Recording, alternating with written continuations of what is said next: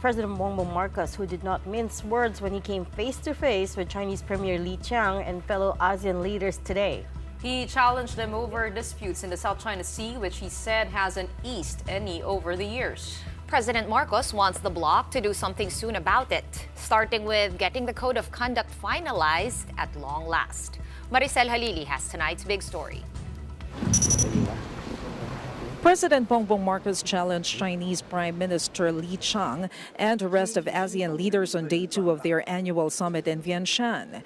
In a readout provided after the closed-door session, Marcos said it is regrettable that overall situation in the South China Sea remains tense and unchanged. With the Philippines always being subjected to intimidation and harassment, he went on to say parties must be earnestly open to seriously managing differences and lamented that a concept as basic as self-restraint in disputed waters was not even something shared by everyone. Again, he said this while Chinese Premier Li Qiang was in the room. The president also brought up the long-stalled Regional Code of Conduct. The idea of a COC was broached as early as 2002. It is supposed to set up guidelines for claimant territories on how to go about settling disagreements in the strategic waterway. It was only in 2018 when ASEAN and China formally started negotiations on a maritime code. The major points of contention revolve around 2 questions. Should it be legally binding? And should non-claimant nations first secure permission before conducting activities in the South China Sea? For President Marcos, something must be done, and soon.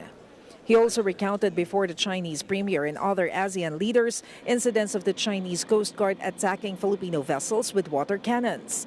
Marcos rebuked such actions that even the international community has taken notice of and believes should never happen again. Aside from the ASEAN-China Summit, leaders also attended a closed-door retreat session. Documents that came out of that meeting noted bolder, more challenging statements from Marcos. He called on his audience not to turn a blind eye on the aggressive, coercive, and illegal actions of an external power against an ASEAN member state like the Philippines.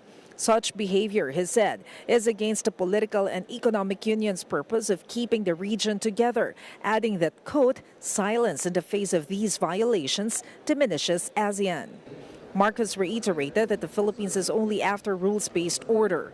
Right after the sessions, the president was asked what he talked about, but he wouldn't give details. It is improper for me to disclose anything that was mentioned in the closed session. We leave it to the chairman and his staff to decide what should be publicized. For News 5, Maricel Halili, We Are One News.